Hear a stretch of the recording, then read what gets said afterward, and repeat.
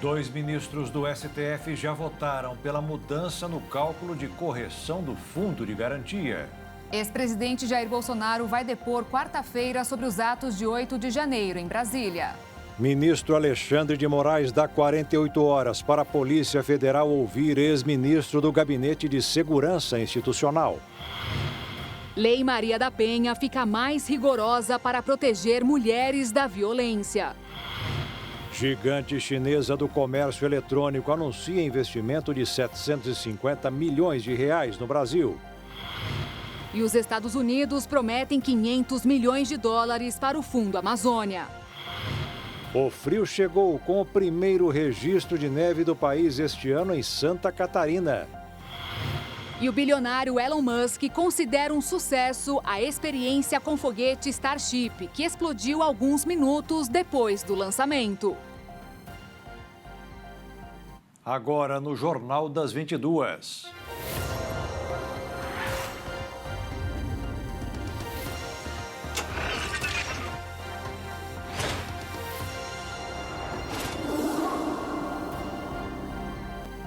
Olá, boa noite. Boa noite.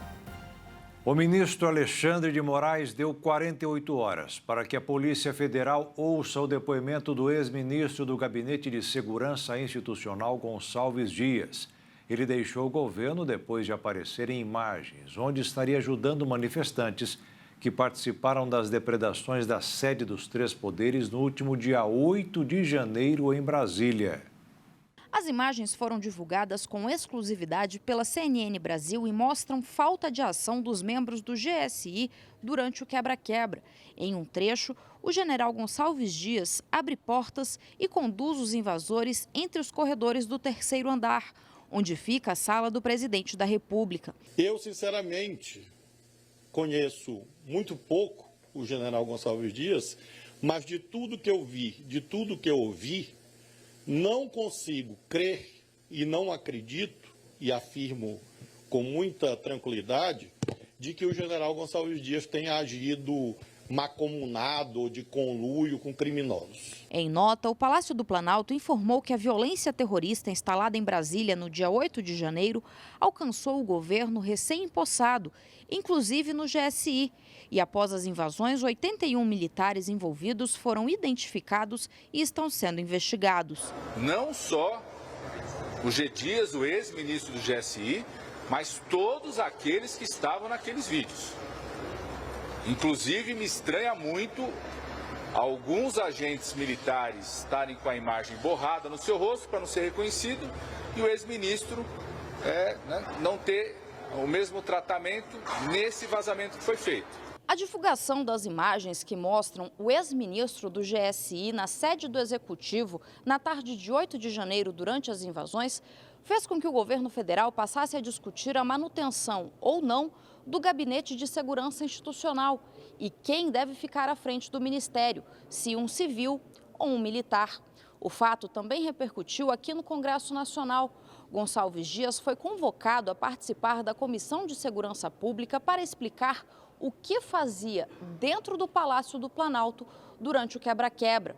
A divulgação das imagens também deu mais força à instalação de uma comissão parlamentar mista de inquérito e fez com que o governo federal mudasse de posição diante do assunto. Antes, a base governista era contra a instalação da comissão, alegando que a Polícia Federal já estava apurando os atos antidemocráticos. Agora, parlamentares e ministros dizem que vão aceitar a instalação da comissão e buscar cargos dentro do grupo. Nesta quinta-feira, o ministro das Relações Institucionais, Alexandre Padilha, afirmou que o governo federal partirá para o enfrentamento político dentro do Congresso, porque os parlamentares que sugeriram a instalação da CPMI vão tentar construir narrativas conspiratórias sobre o 8 de janeiro. Vamos enfrentar este debate político que está tentando ser criado por aqueles que passaram pano para os atentados terroristas do dia 8 de janeiro. Ao mesmo tempo, as instituições vão continuar funcionando. Nós queremos uma apuração ampla, geral e restrita. Doe quem doer. Doe quem doer. Ninguém brinca com a democracia. Ninguém brinca como eles brincaram, como eles patrocinaram algo naquele episódio do dia 8. A oposição diz que o objetivo do governo em mudar de ideia sobre a comissão é impedir a investigação. Agora, os governistas, da noite para o dia, antes que iam em debates, que faziam entrevistas calorosas, dizendo que eram contra a CPMI, porque já estava sendo investigado, polícia, no STF, agora viram que não tem jeito, viram que não adianta cooptar parlamentares. Os próprios parlamentares denunciaram que estavam recebendo propostas de emendas parlamentares, de cargos, para retirar a assinatura. Viram que não surtiu efeito, que a população está ligada, está cobrando. Aí os governistas, esses mesmos que iam para os debates contra a CPMI, agora querem a CPMI. E o objetivo deles vai ser claro, ocupar a CPMI, né? Para não deixar investigar o que tem que ser investigado. O presidente do Congresso Nacional, o senador Rodrigo Pacheco, confirmou que fará a leitura do requerimento de criação da Comissão Parlamentar Mista de Inquérito na próxima quarta-feira. Com 6-0, o Supremo Tribunal Federal formou maioria para tornar réus 100 denunciados por ataques a Brasília em 8 de janeiro. Os ministros Dias Toffoli, Edson Fachin, Carmen Lúcia, Gilmar Mendes e Luiz Roberto Barroso acompanharam o voto do relator dos casos, ministro Alexandre de Moraes. 4 ainda precisam apresentar seus votos no sistema eletrônico do Supremo. O prazo vai até a próxima segunda-feira. Na próxima semana, uma segunda leva de denúncias deve começar a ser julgada. Um levantamento recente realizado pelo setor automotivo apontou que a bolsa é o item mais furtado ou roubado dos carros na região sudeste do Brasil, com 14% das incidências. E para tentar inibir a ação dos criminosos, o mercado oferece películas de segurança cada vez mais modernas e eficientes. Em 2019, 2020 e 2021, o item que liderava os furtos ou roubos era o estepe. Já no ano passado, ele caiu para o segundo lugar, com 12%. A pesquisa indica que em terceiro, na preferência dos criminosos, aparece o aparelho de som, com 11% das ocorrências, seguido dos itens pessoais e telefone celular. Mais da metade dos roubos e furtos acontecem durante a noite. 24% dos crimes ocorrem no período da manhã e outros 24% à tarde. Foram ouvidos 121 clientes de uma rede de lojas que faz a troca de vidros automotivos. Desse total, pouco mais de 98% tiveram os vidros laterais de seus carros quebrados e apenas 1,65% o vidro traseiro. Um dado interessante observado é que 35% das pessoas que tiveram os vidros dos seus carros danificados pelos ladrões não tiveram nenhum pertence roubado. Uma possível causa para que os criminosos não consigam ter êxito em suas ações é a aplicação de películas de segurança em diferentes níveis de proteção, tanto para o veículo quanto para o motorista e passageiros. Enquanto o custo para blindar um veículo pode chegar atualmente a R$60 mil, no caso das películas de segurança, elas variam de R$ 1.400 até R$ 6 mil. Originalmente, a película de segurança ela foi designada para a linha de construção civil da empresa. E nós enxergamos um mercado no Brasil onde a insegurança pública, né, acabou ficando maior e as películas de segurança acabaram sendo desenvolvidas em 3 etapas para a linha automotiva. Linha anti-vandalismo, a linha de segurança e a linha de segurança máxima. Onde a linha anti-vandalismo são produtos onde ele vai apenas ter a função de reter o fragmento em caso de quebra de vidro, quando não há a intenção de atingir quem está dentro do carro. A linha de segurança é para quem deseja um produto que dificulte o acesso imediato do indivíduo para dentro do seu carro e extrair algum objeto. E a película de segurança máxima é quando ela impede o acesso imediato, né, do indivíduo e também vai ter uma resistência muito mais eficiente contra armas brancas e também uma situação de capotamento do carro. Ele vai virar um obstáculo, né, um escudo para os ocupantes do carro.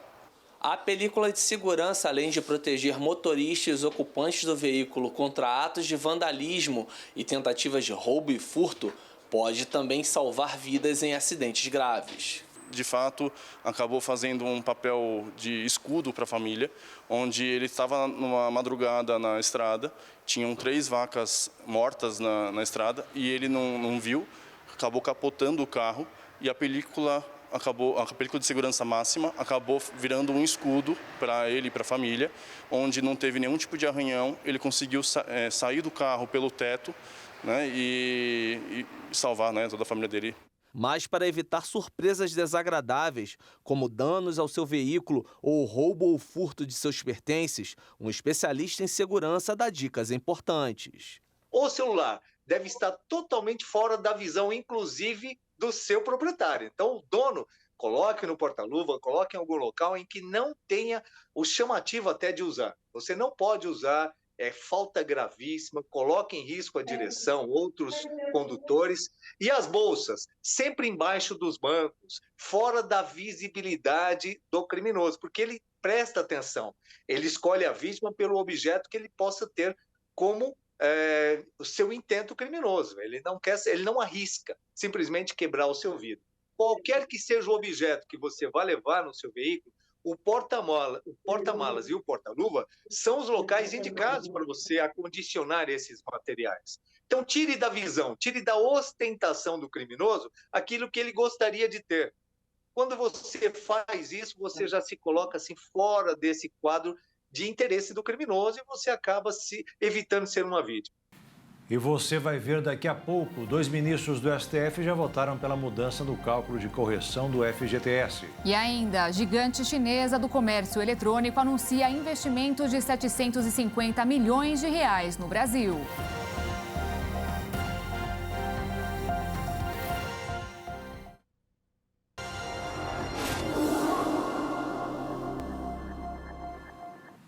O ministro da Fazenda, Fernando Haddad, afirmou hoje que o governo pretende solucionar a questão da taxação do comércio eletrônico, seguindo o exemplo dos países desenvolvidos e criar um imposto digital. Haddad disse que a alternativa atende ao pedido do presidente Lula de uma solução administrativa no lugar da taxação de todas as compras de até $50 das pessoas físicas. Nos países desenvolvidos, quando o consumidor compra, ele está isento de qualquer taxação. O ministro acredita que no imposto digital, a tributação é feita pela empresa sem qualquer repasse ao consumidor. Segundo ele, o objetivo é que ninguém leve vantagem sobre ninguém, além de agir com conformidade com a lei, seguindo suas regras e sem prejudicar o trabalhador, que pode perder emprego de forma injusta. Pouco antes do anúncio, o ministro se reuniu com representantes da Shein. A gigante chinesa prometeu produzir no país 85% de tudo que vende pela internet. Para isso, vai construir uma fábrica no período de 2 anos que deverá gerar 100 mil empregos. Além de trazer investimentos para o país, a nova estratégia deverá equilibrar as condições de produção e comércio para os comerciantes varejistas nacionais e internacionais. E depois da reunião dos representantes da empresa Shein com Fernando Haddad, a direção da empresa enviou uma carta ao ministro prometendo que, para concretizar os seus projetos, vai investir 750 milhões de reais no Brasil. O presidente da Câmara, Arthur Lira, do PP de Alagoas, escolheu hoje um aliado do mesmo partido como relator das novas regras fiscais que deverão substituir o teto de gastos. Vai ser o deputado Cláudio Cajado, da Bahia. A expectativa de Lira é votar até 10 de maio. Na avaliação dele, a dificuldade do governo em montar uma base de parlamentares não deverá atrapalhar a tramitação do texto. A equipe econômica do governo detalhou as novas medidas do pacote para destravar o acesso ao crédito e impulsionar investimentos. O conjunto de medidas deve facilitar o acesso ao crédito e reduzir as taxas de juros no mercado. São 13 medidas listadas pelo Ministério da Fazenda. Algumas já estão no Congresso Nacional e o governo deve pedir urgência na tramitação. Também fazem parte dessa força-tarefa iniciativas para destravar as parcerias público-privadas nos estados e municípios. As ações são voltadas para reduzir o que o governo classifica como barreiras e ineficiências existentes no mercado de crédito, além de proteger investidores no mercado de capitais, melhorar o funcionamento das instituições que dão suporte aos mercados bancário de capitais e aprimorar o processo de utilização de garantias. Uma das principais medidas será um projeto de lei para autorizar a utilização, como garantia de operações de crédito, de recursos de planos de previdência, de seguros pessoais e de títulos de capitalização. Outra medida muda o valor do chamado mínimo existencial de pessoas superendividadas, quantia que não pode ser retirada do cidadão no pagamento de dívidas. A estimativa do governo é beneficiar mais de 6 milhões de pessoas e garantir a negociação de 30 bilhões de reais em dívidas. Uma outra portaria da Receita Federal vai simplificar para o cidadão e para as pequenas empresas a forma como os interessados em empréstimos compartilham dados fiscais. A ideia é que seja possível autorizar o acesso a esse dado pelo aplicativo do banco. Assim, o banco vai ter informações confiáveis sobre os cidadãos e empresas. No último dia do pregão desta semana, o mercado financeiro, os investidores ainda repercutiram as condições de cumprimento da nova regra fiscal brasileira apresentada ao Congresso Nacional. Com isso, o dólar fechou em queda nesta quinta-feira de 0,54%, cotado a R$ 5,05 na venda. Já a Bolsa de Valores fechou em alta de 0,44% aos 104.366 pontos. Os protestos na França contra a reforma da Previdência seguem causando impactos. Hoje, representantes do setor ferroviário invadiram o edifício da Euronext, da Bolsa de Valores de Paris, como forma de mostrar sua indignação contra a aprovação da medida. Com bandeiras, cartazes, sinalizadores de fumaça, capacetes e coletes com o logotipo do sindicato da categoria, o Sud Rail, os manifestantes ingressaram no prédio localizado no bairro de La Défense, na capital francesa, cantando em coro a melodia frequentemente presente nos protestos franceses contra a reforma. O grupo também reafirmou em gritos que grandes empresas devem pagar para financiar pensões, como parte de protestos mais amplos contra um aumento impopular da idade de aposentadoria. O grupo de 200 a 300 manifestantes ocupou brevemente o saguão da Euronext, engolfado pela fumaça vermelha dos sinalizadores. Os manifestantes colaram nas paredes do prédio cartazes com a frase CAC 40 para pagar nossas aposentadorias, uma referência ao principal índice da Bolsa de Paris, que significa cotação assistida contínua e reúne as 40 ações mais bem cotadas. Os sindicalistas ferroviários se deslocaram da agenda oficial de greves da Junta Intersindical, que lidera os protestos desde janeiro e que agendou a próxima jornada de manifestação nacional para o Dia do Trabalho, em 1º de maio. Na última sexta-feira, dia 14 de abril, depois de 30 dias de análise, o Conselho Constitucional da França aprovou parcialmente a impopular reforma da Previdência do governo Macron, validando seu ponto-chave, a aposentadoria aos 64 anos. O texto, promulgado em seguida, eleva a idade mínima para a aposentadoria de 62 para 64 anos até 2030 e prolonga os anos de contribuição para acesso à pensão integral de 42 para 43 anos, já a partir de 2027. Uma dívida no cartão de crédito é uma armadilha pior do que se imagina. Uma conta divulgada hoje pela ANEFAC, que é a Associação Nacional dos Auditores Fiscais, mostrou que os juros atuais de quase 15% ao mês transformam uma dívida de apenas R$ 500 em uma fatura que muitas pessoas não acreditam. Depois de 5 anos, o valor passará para nada menos do que R$ 1.800.000. Isso mesmo. Ainda bem que depois de um mês de inadimplência, o banco é obrigado a oferecer renegociação como crédito parcelado no cartão. Aí os juros são de 9% ao mês. Continua um abuso. Por isso, quem pode deve pagar à vista e sem tarifa, com o Pix, que bateu recorde de transações em março com 13.362 transações realizadas. Segundo números divulgados pelo Banco Central, foi a primeira vez em que o sistema registrou a quantidade em um mês. Além disso, O valor movimentado pelo meio de pagamento preferido dos brasileiros também bateu recorde, com 1 trilhão e 280 bilhões de reais transferidos no mês passado. Um crescimento que ocorre após 2 meses seguidos de queda na utilização.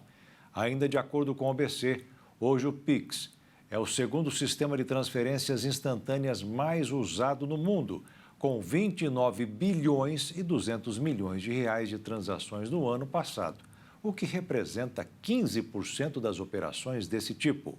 O contribuinte que caiu na malha fina do imposto de renda, mas regularizou as pendências, já pode consultar o lote residual de restituição. O pagamento será feito no dia 28 de abril, na conta bancária indicada na declaração ou por chave Pix. Serão contemplados mais de 290 mil contribuintes, que receberão mais de 344 milhões de reais. Para saber se você está neste lote, basta acessar o site ou aplicativo da Receita.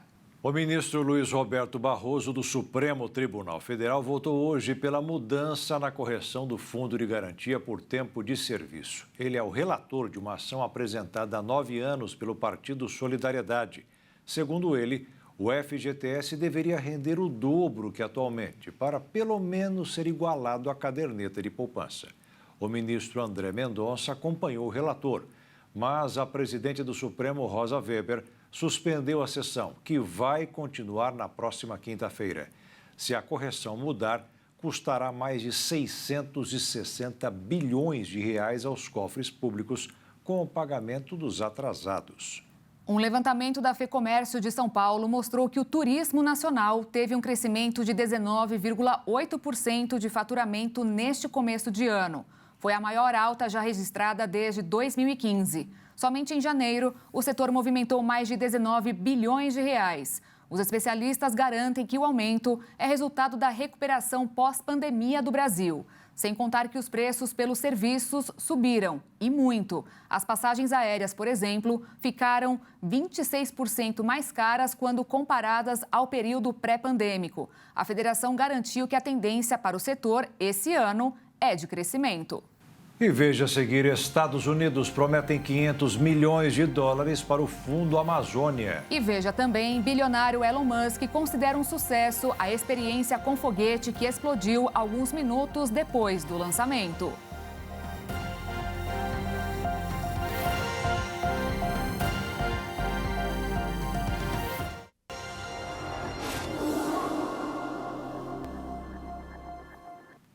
O presidente dos Estados Unidos, Joe Biden, anunciou que destinará 2 bilhões e meio de reais para o Fundo Amazônia. Após a fala do norte-americano, o presidente Lula assumiu o compromisso de reflorestar 12 milhões de hectares da Amazônia nos próximos anos. As declarações foram dadas durante uma reunião do Fórum das Grandes Economias sobre Energia e Clima. O valor destinado por Biden terá que passar por aprovação do Congresso dos Estados Unidos. Caso aprovado, o valor será repassado ao Brasil nos próximos 5 anos. Biden decidiu ajudar o Brasil na meta de colocar fim ao desmatamento até o ano de 2030. O Fundo Amazônia foi proposto pelo governo brasileiro durante a Conferência Mundial do Clima em 2006. Sendo criado efetivamente em 1º de agosto de 2008, durante o segundo mandato de Lula. O programa busca doações para a prevenção, monitoramento e combate ao desmatamento, assim como conservação e uso sustentável da Amazônia Legal. Além disso, Biden ainda anunciou o repasse de $1 bilhão para o Fundo Verde para o Clima da ONU, iniciativa que ajuda os países pobres na luta contra a crise climática. Além do compromisso de reflorestamento, Lula afirmou que os danos causados por governos anteriores serão revertidos e que o governo vai retomar o plano de prevenção e controle do desmatamento na Amazônia. O presidente brasileiro também disse estar fortalecendo o investimento em bioeconomia e assegurando trabalhos dignos e sustentáveis para os 25 milhões de brasileiros que vivem na região. Segundo Lula, a resposta ao que ele considera um desafio climático pode ser o maior da geração. E, para isso, depende que os países trabalhem juntos. O presidente afirmou que o Brasil está fazendo a sua parte, citando como exemplo a intenção do governo em continuar investindo em energia de fontes renováveis, em agricultura de baixo carbono, infraestrutura verde e biocombustíveis. As falas de Lula e Biden aconteceram bem no dia que o Instituto do Homem e Meio Ambiente da Amazônia divulgou dados que mostram que o desmatamento da Amazônia triplicou em março, fazendo com que o início de 2023 tenha sido o segundo pior trimestre de desmatamento desde 2008. Segundo o Instituto, foram derrubados 867 quilômetros quadrados, o equivalente a quase 1.000 campos de futebol por dia. Já a área de proteção ambiental Triunfo do Xingu e a APA do Tapajós, no Pará, perderam áreas de florestas equivalentes a 500 e a 300 campos de futebol apenas em março. Com exceção do Amapá, 8 dos 9 estados que compõem a Amazônia Legal apresentaram aumento no desmatamento no mês de março. Nos últimos 4 anos, o Ministério da Saúde informou que perdeu mais de 39 milhões de doses de vacinas que não foram usadas dentro do prazo de validade. Entre elas está a vacina pentavalente em falta nos postos de saúde desde 2019, que teve mais de 3 milhões de doses incineradas. Ela protege contra o tétano, coqueluche, difteria, hepatite B e contra bactérias que causam infecções no nariz. A pasta garante que já solicitou a reposição do imunizante à Organização Pan-Americana de Saúde, mas ouviu que não existe disponibilidade imediata. Ao todo, o valor perdido só com as vacinas foi de 170 milhões de reais. Mas para o governo federal, o custo é maior. As despesas, como a gestão de estoque e incineração, sobem ainda mais o preço. Mesmo após o controle maior sobre a pandemia de Covid, a doença que abalou o mundo ainda traz consequências. Um levantamento realizado pelo Unicef mostrou que uma delas foi a queda da vacinação de crianças. É indiscutível que um dos grupos mais afetados pela pandemia de coronavírus foi o das crianças. Seja pelo fechamento das escolas por um período muito grande, isolamento familiar ou até mesmo pela falta de interação com os pequenos da mesma idade, a pandemia atrasou o desenvolvimento infantil. Além do mais, esse distanciamento das crianças fez com que a circulação de vírus comuns na infância, como alguns que geram o resfriado e gripes, apresentassem quedas nunca antes vistas. Com isso, a pandemia nos trouxe em uma outra situação crítica, a falta de vacinação deste público. No mundo, 48 milhões de crianças não receberam nenhuma dose preconizada da vacina DTP, difteria, tétano e coqueluche, que protege contra infecções bacterianas. Ao considerar a necessidade dos reforços vacinais durante os primeiros 15 meses de vida, são 67 milhões de crianças com atraso vacinal. O levantamento da Unicef, chamado Situação Mundial da Infância 2023 para cada criança vacinação, apontou ainda uma queda na confiança global dos imunizantes em 52 países, sendo que apenas 3 apresentaram aumento na confiança da população sobre a vacinação, sendo eles a Índia, a China e o México. No caso do Brasil, a confiança nas vacinas caiu de 99,1% em 2019 para 88,8%. Os especialistas que participaram do relatório alertaram que é urgente procurar recuperar a vacinação das crianças ainda na idade adequada para a imunização. Se isso não acontecer, futuramente existe uma possibilidade para um colapso não só no sistema de saúde, como também em uma parcela grande da população jovem.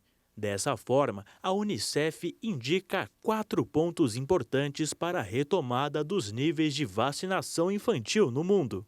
A busca ativa de crianças não imunizadas ou com vacinação atrasada. Fortalecer sistemas de saúde, incluindo investimento e valorização dos profissionais de saúde, priorizar o financiamento de serviços de imunização e atenção primária à saúde e, por fim, a ampliação das campanhas de comunicação voltadas a famílias com crianças. Os dados do levantamento foram coletados em 112 países pelos governos locais para o período de 2019 a 2021 e enviados ao Unicef para cálculo das doses em atraso até julho de 2022. Os dados do Ministério da Saúde apontam para uma queda de diferentes tipos de imunizantes, atingindo a menor marca em 2022.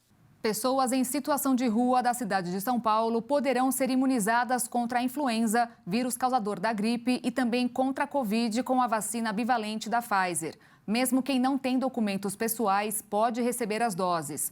Os imunizantes são oferecidos pelas 26 equipes do serviço Consultório na Rua e também nas unidades básicas de saúde e assistências médicas ambulatoriais integradas. Pelo menos 85 pessoas morreram durante uma distribuição de dinheiro de caridade na capital do Iêmen, que é controlada por rebeldes.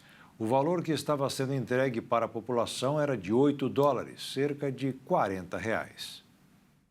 Autoridades dos rebeldes Houthis, que controlam parte do Iêmen, confirmaram a morte de pelo menos 85 pessoas em um tumulto durante a distribuição aleatória de dinheiro de caridade na capital do país. A tragédia em Sana'a ainda deixou 320 feridos. 3 pessoas foram detidas pelo incidente registrado em uma escola, onde uma grande multidão se formou para receber a ajuda de $8. As vítimas do tumulto, um dos mais mortais em 10 anos, foram transportadas para hospitais próximos. Mulheres e crianças estão entre os mortos e cerca de 50 feridos foram internados em estado grave. Testemunhas disseram que a debandada começou com tiros, enquanto a multidão se reunia em uma escola no distrito histórico de Bab al-Yemen para receber dinheiro de um empresário. A nação mais pobre da Península Arábica é atingida por uma longa guerra que opõe rebeldes Houthis apoiados pelo Irã contra um governo apoiado por uma coalizão militar liderada pela Arábia Saudita.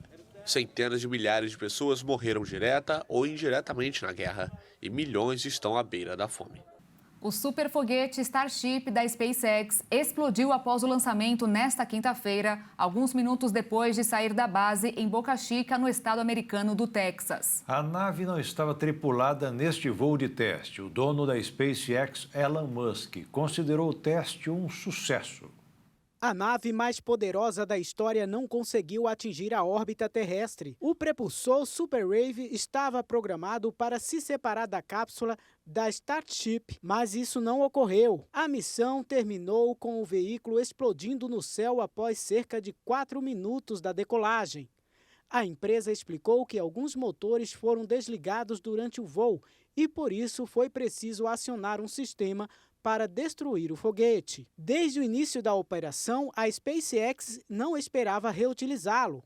Segundo a empresa do bilionário Elon Musk, o voo teria duração de 1 hora e 30 minutos se o teste tivesse sido bem sucedido. Nesse cenário, a Starship continuaria sua subida, completando uma volta quase completa em torno da Terra, antes de cair no Oceano Pacífico. Elon Musk, dono da SpaceX, e os funcionários da empresa comemoraram por atingir o objetivo principal, que seria tirar a espaçonave do solo.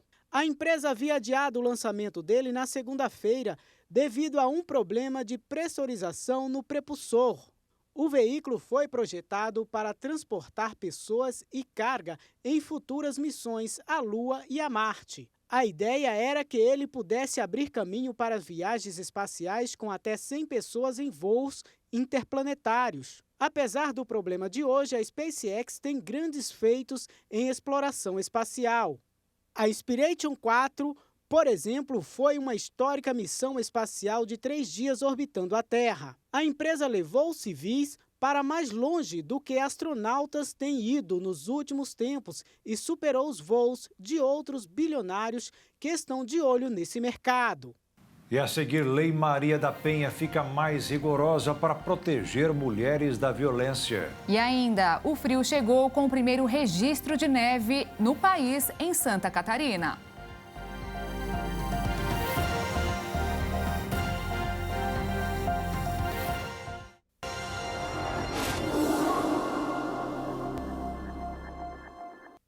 As alterações na Lei Maria da Penha, publicadas hoje, determinam que mulheres vítimas de violência tenham acesso a medidas protetivas contra agressores a partir do depoimento, sem necessidade de abertura de inquérito ou ação penal.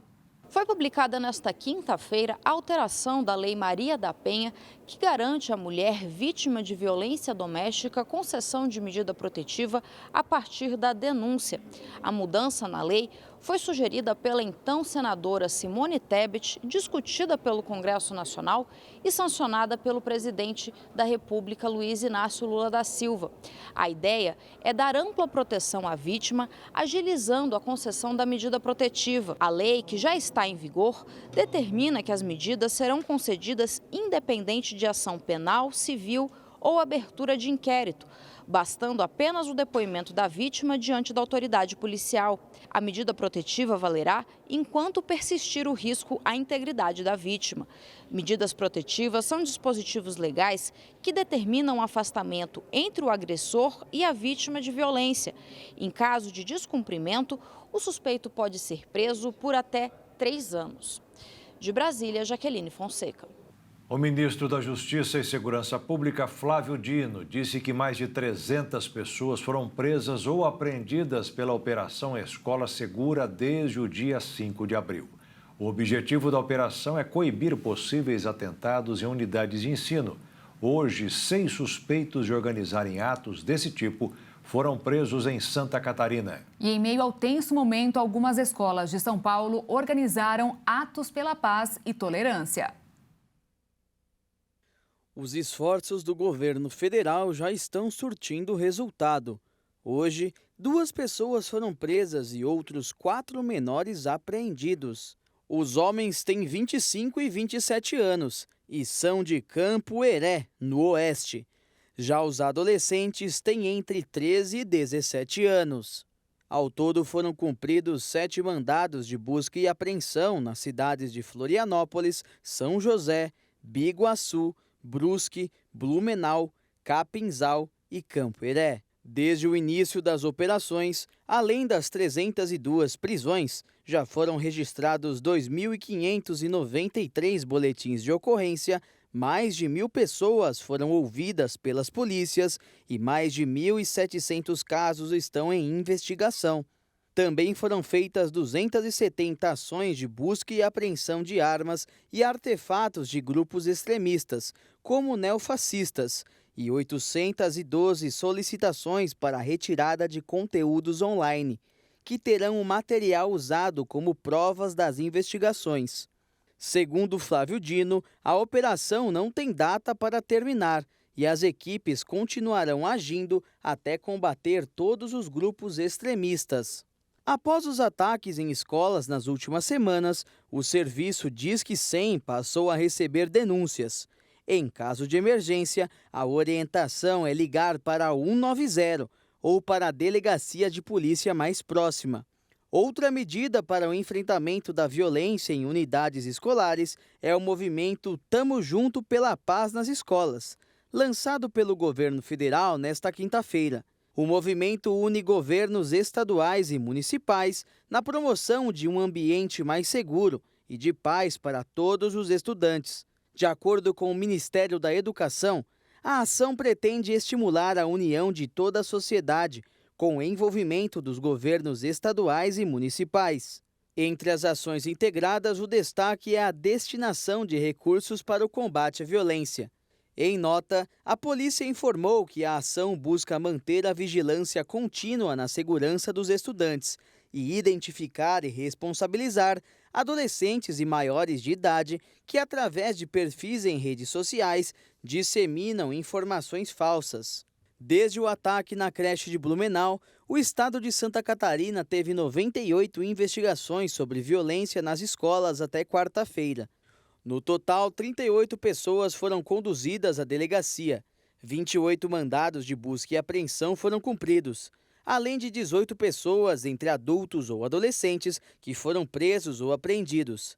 Já em São Paulo, diversos colégios da capital e do interior realizaram nesta quinta-feira manifestações e atividades para promover a paz e a tolerância dentro do ambiente escolar. As ações foram desde vestir roupas e fitas brancas até abraços coletivos ao redor do prédio de escolas. Outras ações foram a distribuição de palavras de elogio entre os alunos e uma caminhada pelo interior da unidade. onde os estudantes distribuíram abraços e demonstraram carinhos uns pelos outros. Faixas com desenhos simbolizando a paz e painéis com mensagens sobre união também foram produzidas em diversas escolas do estado de São Paulo.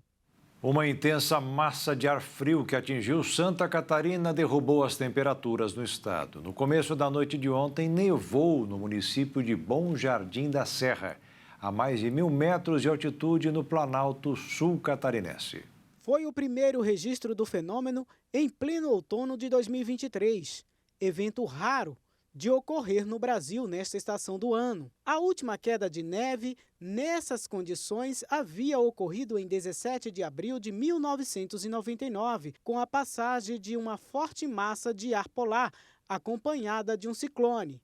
Junto com a neve também veio a chuva congelada na temperatura de 2 graus Celsius, segundo a Metsul Meteorologia. Já esta quinta-feira começou fria no Rio Grande do Sul, principalmente nos municípios da região dos Campos de Cima da Serra, como em Vacária, onde fez 3,3 graus durante a madrugada, com sensação de menos 2,1. Já em São José dos Ausentes, a temperatura foi de 4,3 e Cambará do Sul, 5,3. Também há previsão de chegada de fortes frentes frias em outras cidades do país, como São Paulo, Curitiba, Florianópolis e Campo Grande, em Mato Grosso do Sul. O Campeonato Brasileiro tem novas mudanças no comando de 2 gigantes do futebol paulista. O São Paulo anunciou a contratação de Dorival Júnior para o lugar de Rogério Ceni, demitido ontem. Não demorou muito para a diretoria do Corinthians informar que o novo técnico do time é Cuca. Aí a reação foi negativa. Isso porque 36 anos atrás, quando ainda era jogador, Cuca foi acusado e depois condenado a 15 meses de prisão por atentado violento ao pudor com uso de violência pela agressão sexual a uma jovem de 13 anos, na Suíça. É de pai para filho ou de avós para os netos. O esporte tem o poder de unir famílias e diferentes gerações, principalmente o futebol. Não faltam histórias para exemplificar a paixão pelas camisas. A paixão pela bola ultrapassa gerações e renova o público do esporte mais popular em todo o mundo, o futebol. Aqui em São Paulo conheci 2 famílias que se uniram ainda mais por meio da modalidade que mais mobiliza e emociona o brasileiro. Elas guardam na memória e no coração cada história dos gols, vitórias, derrotas e títulos.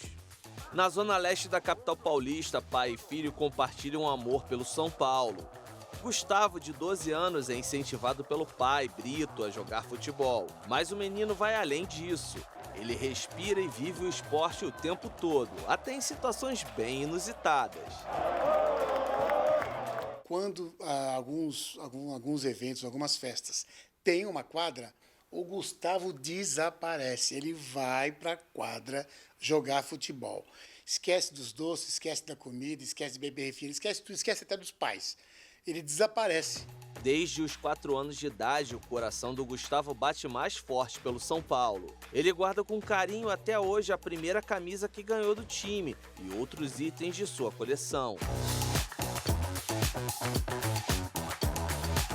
E quando eles me deram essa camisa, eu fiquei muito feliz. Só que quando eu experimentei, a camisa vinha na minha canela. Essa bola amarela de futebol, ela é muito especial para mim. Eu ganhei, no mesmo ano que eu ganhei a camisa, em 2014, mais ou menos. E a minha tia sabe que eu sou fã do Pato e do Rivelino. E ela pediu para autografar a bola. E tá aqui, ó. Tá autografada pelo nome do Pato e pelo nome do Rivelino. E eu fiquei muito feliz. O torcedor mirim já esteve no Morumbi e ele contou como foi a experiência emocionante de pisar no estádio e vibrar com o tricolor paulista.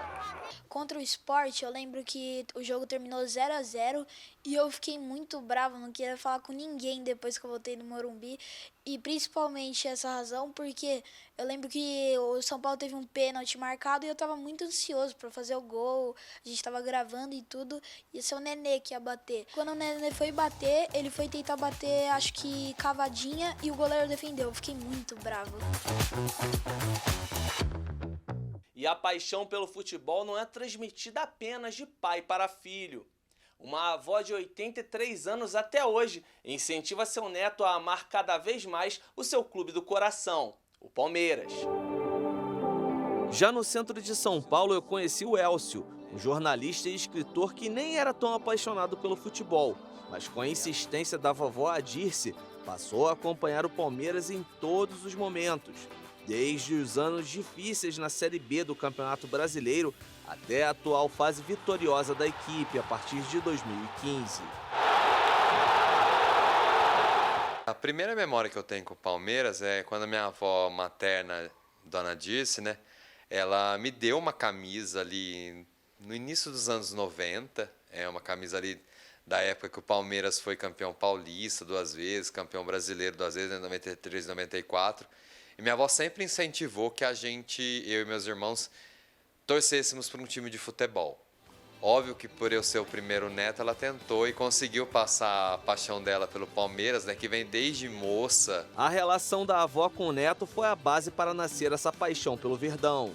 A dona Adirce age como toda boa torcedora raiz. Ela corneta jogadores, treinadores e dirigentes e debate todas as partidas do clube com o Elcio, fazendo aquela resenha pós-jogo.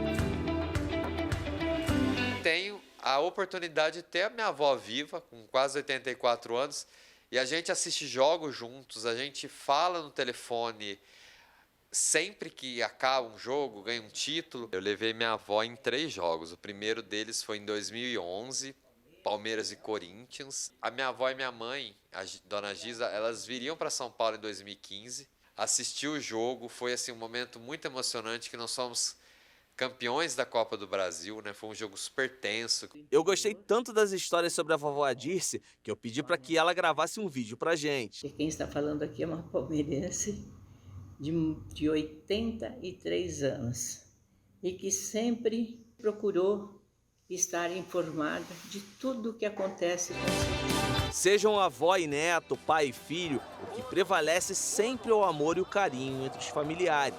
Sentimentos que transcendem a disputa dentro das 4 linhas.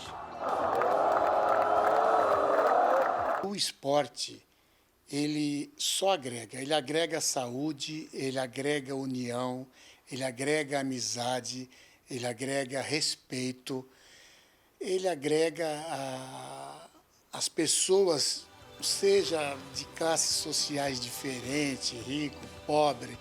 O futebol, ele tem esse poder.